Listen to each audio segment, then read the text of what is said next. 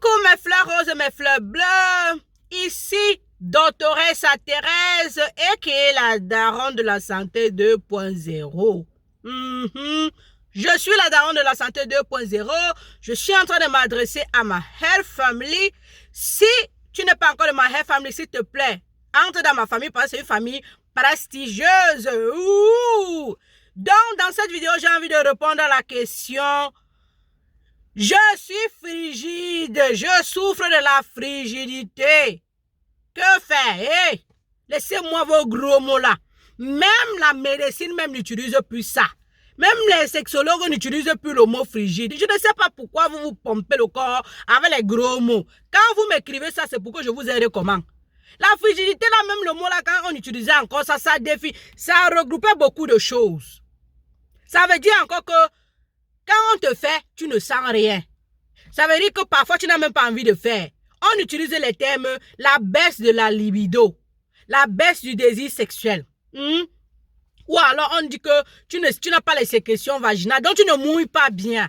Venez comme ça, vous m'expliquez les choses de cette façon. Si vous venez me dire je suis frigide, c'est un gros mot, maman. Hey, pourquoi tu veux m'effrayer? Pourquoi tu veux me faire ça? Oh, en passant, je suis infirmière. Pour les personnes qui veulent savoir, mais c'est quelle sorcière qui parle là-bas? Je suis infirmière. Et j'ai fait de la santé mon affaire. Donc, je sensibilise. Hein? Et ce sont que les femmes qui ont les questions comme ça là. Bref, vous avez les questions comme ça, pourquoi? Parce que les hommes ont honte souvent de parler et les hommes vous chargent les mots. Tu finis de faire avec un homme, il te dit que tu es frigide. Lui, là, lui, ça c'est internet. Toi, mon frère, ne fraye pas la fille là. Hein? Ne fraye pas la fille là.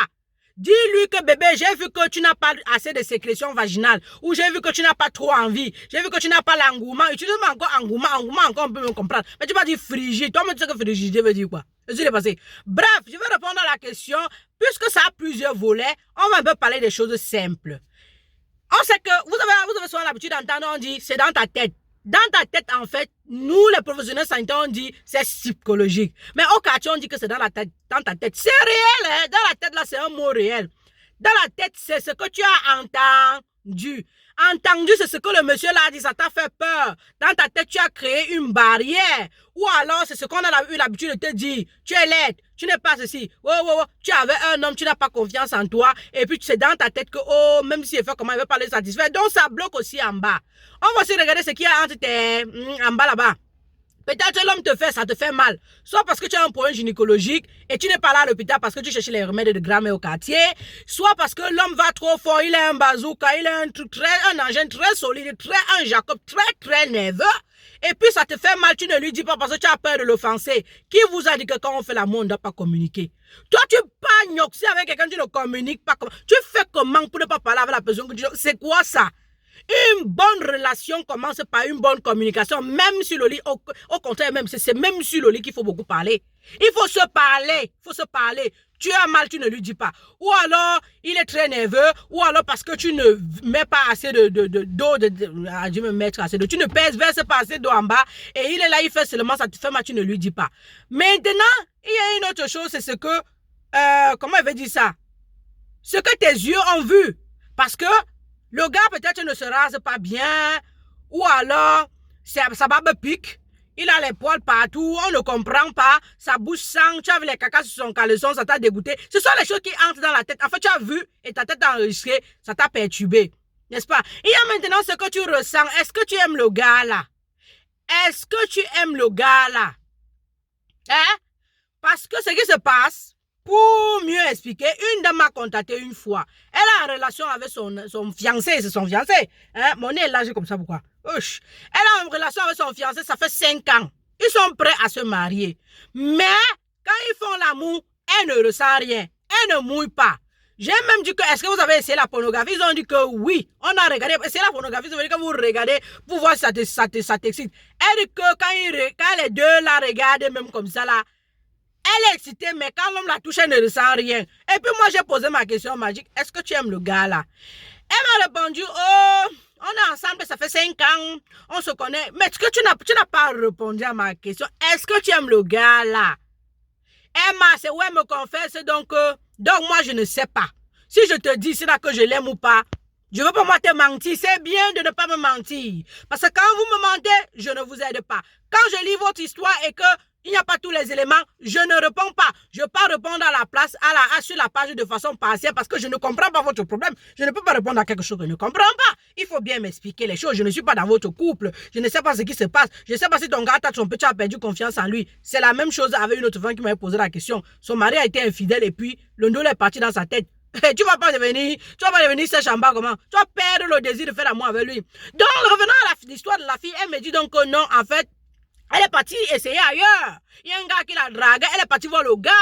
Le gars l'a seulement chatouillé. Elle a mouillé jusqu'à la culotte était mouillée. Hey, Mako!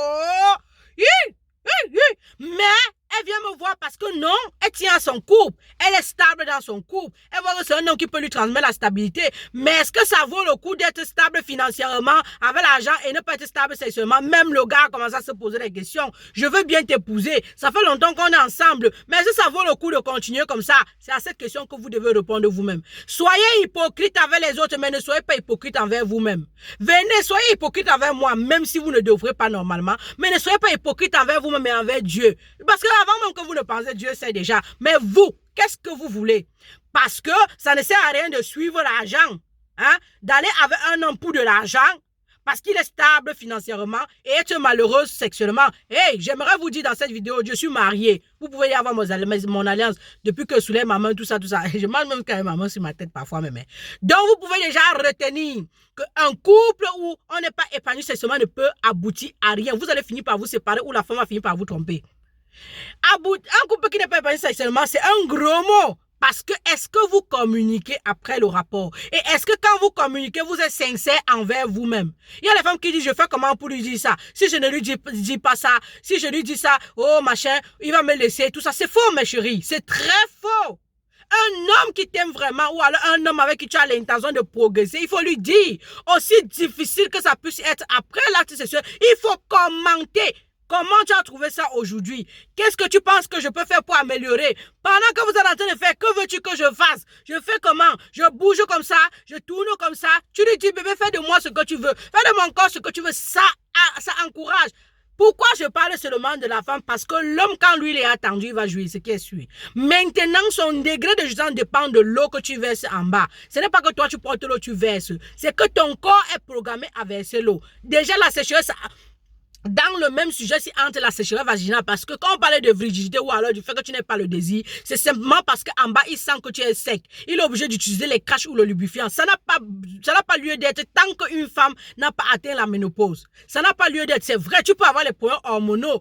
Ok, mais il faut d'abord gérer les problèmes de base avant d'arriver à ce niveau. Le problème médical peut exister, mais il faut d'abord gérer les problèmes comportementaux. On parlait tout à l'heure de ce que tu entends, de ce que tu vois, de ce que tu ressens et de ce que tu as là-bas en bas. Parce que si un homme t'a brutalisé, il est allé fort, peut-être la première fois, alors, c'est pas que les autres fois, tu vas te sentir bien. Il faut lui dire pour que vous fassiez les choses bien. Maintenant, il y a un autre point très important, c'est que est-ce que toi-même tu connais ton corps? Il y a les filles, c'est là qui sont clitoridiennes, entre guillemets. C'est-à-dire que quand tu touches, tu la s'agite. Elles savent que c'est le seul endroit de leur corps qui les chatouille. C'est faux, mes filles, mes chéris. C'est très faux, mes fleurs roses. C'est très, très faux. Très, très faux parce que le corps de la femme, tous les endroits du corps d'un être humain, je dis quoi, tous les endroits, le corps d'un être humain a plusieurs parties érogènes. Il faut seulement trouver l'endroit. Et la femme est la seule personne à le faire. C'est comme un essai. Vous commencez la première fois, tu ne sens pas, tu dis la prochaine fois, touche ici, tout ça. Ce n'est pas que si on touche ton tête ici, là, ou on touche en bas, forcément, ça va t'hésiter. Non. Il y a les femmes que tu suces, ça ne fait rien. Il y a d'autres que quand tu touches seulement, elles s'évanouissent. Il y a le vent des narines là que ça excite. Tu peux passer le vent des narines seulement sur la poitrine de quelqu'un ou alors au niveau du cou. Ça l'envoie, ça fait verser de l'eau. Il faut comprendre, il faut d'abord se comprendre, il faut d'abord se connaître. Il faut apprendre à l'autre à te connaître. Et il faut aussi éviter que l'homme te dise les paroles qui vont te blesser sur ton corps. Il te dit ça te plaît, tu dis que ça ne m'a pas plu. Pourquoi vous pouvez être en couple et vous me dites que je ne peux pas lui dire ça parce que si je lui dis ça, ça veut dire que vous n'êtes pas en couple. Ça veut dire que vous êtes dans une relation seule.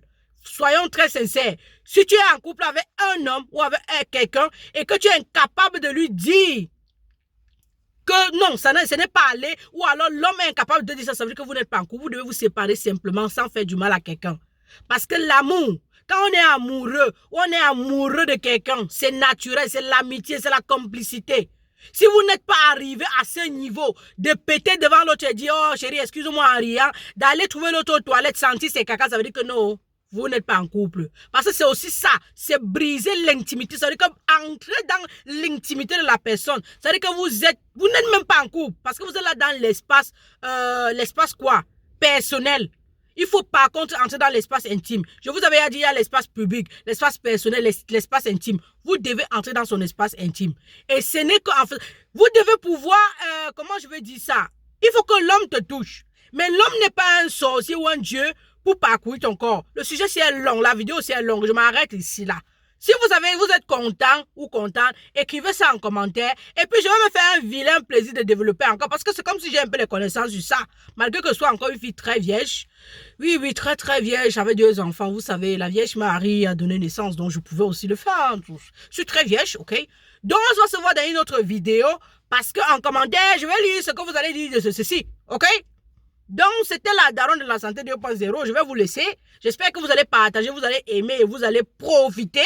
Et que ça va vous aider. Hein? On se voit dans une autre vidéo. Je suis fatigué.